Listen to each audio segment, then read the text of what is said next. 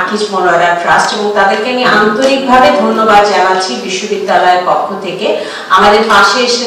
দাঁড়ানোর জন্য এবং আমাদের ছাত্রছাত্রীদেরকে সহায়তা করবার জন্য। মূলত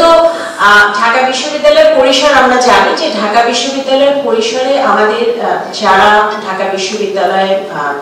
যারা ভর্তি হচ্ছেন বিভিন্ন অনেকেই রয়েছেন যাদের বিভিন্ন প্রতিবন্ধকতার মধ্য দিয়ে পার হয়ে তাদের মেধার জোরে এবং তাদের পরিশ্রমের জোরে কিন্তু এই পর্যায়ে তারা এসেছে। এবং সেক্ষেত্রে আসলে অনেক সময় যেটা দেখা যায় যে সেক্ষেত্রে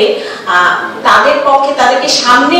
এগিয়ে যাওয়ার যে পথটা সেটাকে আরো সুগম করবার জন্য যেটা প্রয়োজন কিছুটা সহায়তা দরকার, এবং সেই সহায়তার বিষয়টা বিশেষ করে আর্থিক ক্ষেত্রে সেই সহায়তার বিষয়গুলো দেওয়ার জন্য আমাদের অ্যালুমনিরা এবং অন্যান্য শিল্প প্রতিষ্ঠানগুলো এগিয়ে আসবেন এবং আমরা সবাই একসাথে কাজ করব, সেটাই আমাদের কামনা। আর আরেকটি কথা আমাদের মাননীয় উপাচার্য বললেন যে আমরা এই জুলাই গণ অভ্যুত্থানে দেখেছি একটা খুব গুরুত্বপূর্ণ বিষয়, সেটি হচ্ছে ঐক্য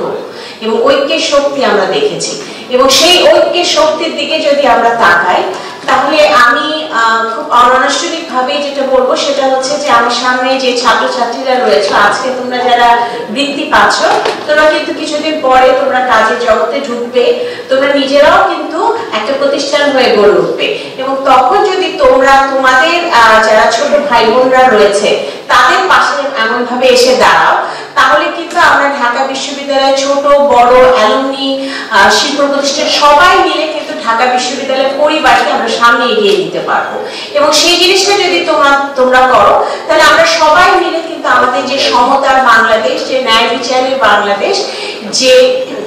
বৈষম্যহীন যে বাংলাদেশ, যে বাংলাদেশের স্বপ্ন আমরা দেখছি সেই বাংলাদেশকে আমরা করতে পারবো। সবাইকে অনেক অভিনন্দন এবং